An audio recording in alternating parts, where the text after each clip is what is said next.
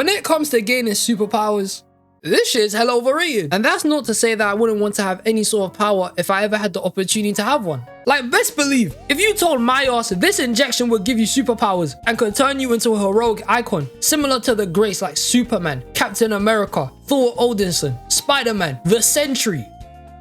Okay, I might pass on the last one. But my point is that with most superpowers, as much as they have crazy defining qualities, stupid busted level power scaling, or they're just on a different level of overpowered to the point where the writers go and make the people with the abilities stupid as shit, just so the plot can roll on and it seems more fairer.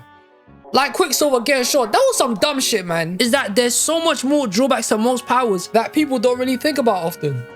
Which is what I'm here to speak about. For this video, ladies and gentlemen, I'm gonna deep dive and give the breakdown of certain superpowers I was thinking about that would be trash to have. Not just in real life where they might be useless, but even in the superhero worlds because they're low-key cursed. This shit would have you hating your life. You would crash out 24/7 breaking everything in sight. But without wasting any more time, I got the receipts. Man's ready. Let's go. Starting with the first power that came to mind, regeneration. Now, regeneration inherently isn't that bad of a power.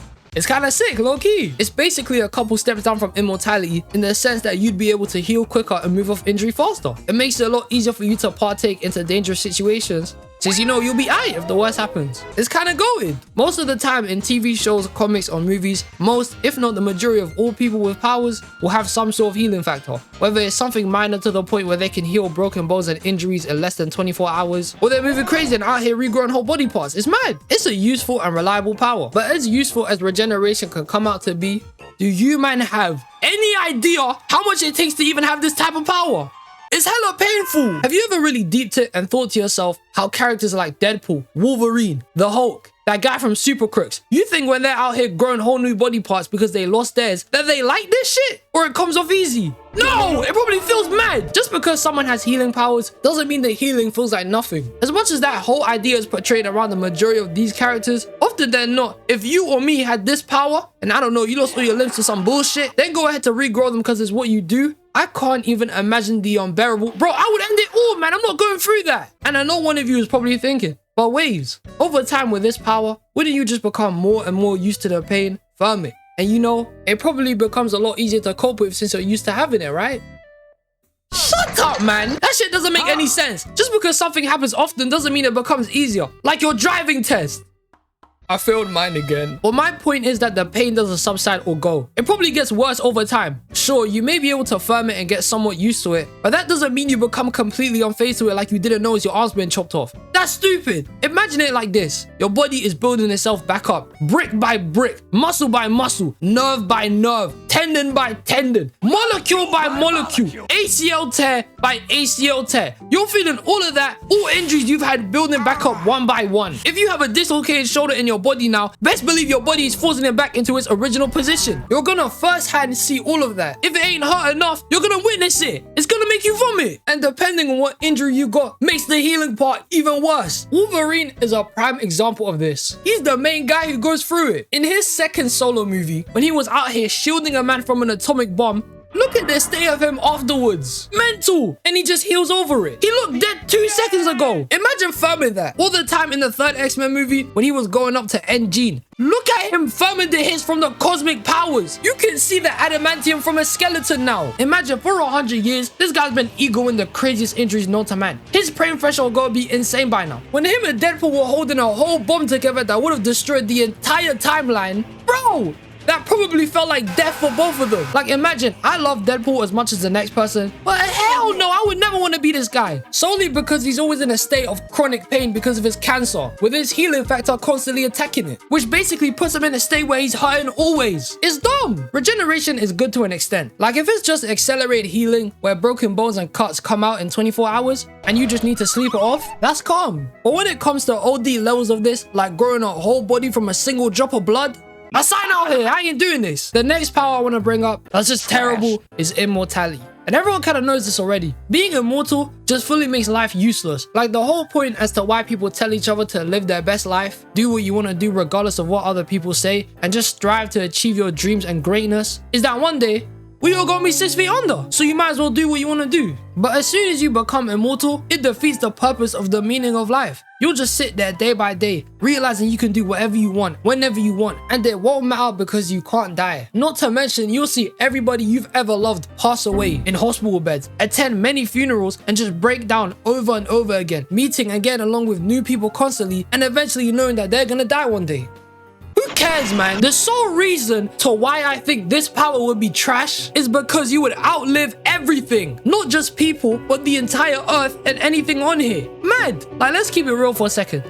The world is a giant shithole. Let's cut the crap. At the most, and I'm being very generous here, with the way humanity's been moving over the last like 100 years, is that I'm saying we got 30 to 40 years tops before the world would just blow up and die. And if you're immortal in this case, you would end up floating in the cold vacuum of space for the rest of eternity, doing nothing, just watching the void and stars and probably aliens doing a bunch of random shit for the rest of eternity. But this isn't even the worst of it. Ladies and gentlemen, the worst thing about immortality is that you would outlive some of the best meals. And let me break this down to you guys so you can understand the true pain of this. Worst case scenario, if you were immortal and you lived long enough to the extinction of the greatest animal of the planet, the chicken, to the point where the world had to make the harsh decision of making fried chicken no longer a dish that can be served anymore. Do you have any idea how much of a crisis that is? The emptiness of space is one thing, but to live so far along to not be able to eat my favorite meal? No. It's an outrage. If I went to Popeyes and they told me we could no longer serve chicken, I'm gonna turn this into an episode of the Boondocks. You can't do this to me. The day society bans fast food is the day I finna go crazy. Banning pizzas, banning fried chicken, banning Subway. It's healthy junk food, man. The UK already ruined chicken and chips for me with their extortionate prices, which my dumbass still ends up paying anyway, but that's because I can't survive without it. These are God-sent miracles from the heavens above. And for how terrible the earth is, it's like one of the few things worth it here. So to be alive forever and to witness the end of some of our most favorite meals because of humanity as a whole being terrible is the worst thing about immortality. Everyone already knows your loved ones are gonna go. That's kind of the major drawback with it. And just being stuck in space forever? Yeah, that's bad too. But to potentially witness the demise of glorious Munch and Mills in the world is a level of suffering I wouldn't wish on my worst enemy. Immortality, it sucks, man, it's trash. And now, for the final power, all powers that I want to bring to the conversation are some of the worst ever done in media history. These powers are so empty, so undeniably horrible to have. The whole universe from when they come from are all just terrible. The final powers that I want to bring up that are just evil is anything, and I mean anything from the boys. I don't care if you got the powers of Homelander, Soldier Boy, or Cypher from Gen V who can mind control people. Every power from this show is just menacing to have. No matter what your ability is in the boys universe, there's immediately a drawback or something sus about it. Like in the 4th season, we have a shapeshifter who becomes Starlight so she can infiltrate and kill someone from the US government. Do you know what she has to do to change into another person? The chicanery she has to commit to even be able to use her powers? She has to literally rip her skin off, peeling that shit like it's an orange. Ugh, man, you naughty old bastard. You have guys like Web Weaver who shoots webs from his bum. This guy who knocked out MM with his wood and multiple suits in the world just end up having some of the worst shit I've ever seen. You got Pop Claw, some fake X-23 clone, never used her powers for any good reason. Another guy who can vomit acid, who isn't even able to survive his own acid and dies to it. What is that? Zoe Newman, Victoria's daughter. And now, because of the compound V Victoria gave her, she's like Medusa. But instead of the snakes being on her head and turning you to stone, they're in her mouth and eat your face. Nasty. When in doubt in this universe, if you gain powers from compound V, best case scenario, you'll get the worst power. And you think I'm done here? No. A long time ago, a show came out called The Boys Diabolical, which is like a spin-off series with a bunch of cartoon episodes about Vought, the boys group, and just some random shenanigans going on in their world. And in the 2nd episode of this show, you see some of the most useless, cursed, dumb powers I've ever seen in my entire life. You got a guy that moves in slow motion, a guy with a speaker box for a head that can only play one song, a bootleg version of Melina from Mortal Kombat, a guy who can change into animals but becomes as stupid as the animals, and a baby who's a narrator. How is that even a power? That's full breaking. Well, pretty much everyone here has a bunch of useless powers, and the story of the episode is that they find out about Compound V being a drug and that all their parents were okay with letting Vought give it to them as kids. So now they're just taking revenge and trying to murk all of them.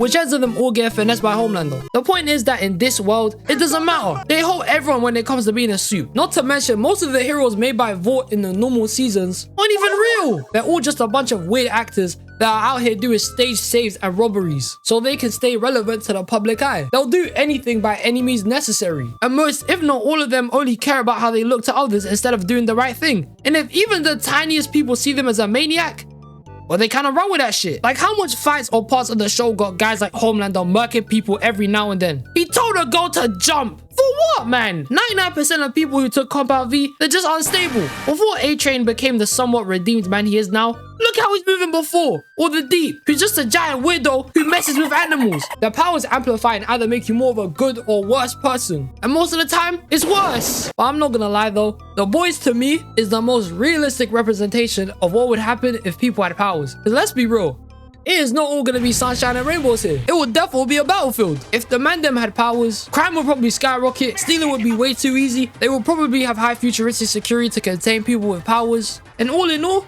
the world would just look like the bad future of the Meet the Robinsons movie. It would be terrible. But with that being said, I feel like it's definitely the closest thing to how people would act if they had powers. But The Boys universe? I just stay a human here, bro. I would never take Compound V, let alone 10V. That shit is trash too. So these are some powers I think are straight up garbage. And to be completely honest there, besides Spider-Man, The Flash, Green Lantern, Superman, and a couple other superheroes I can't really name because there's too much, is that I'd rather stay a human and learn a bunch of martial arts and carry guns. Because the plot of my humans having superhero movies is mental. If you guys got any worse off powers that get your blood boiling, let me know in the comments, man. Thank you for watching this far. I appreciate all you, man. And to round the video off, I don't know,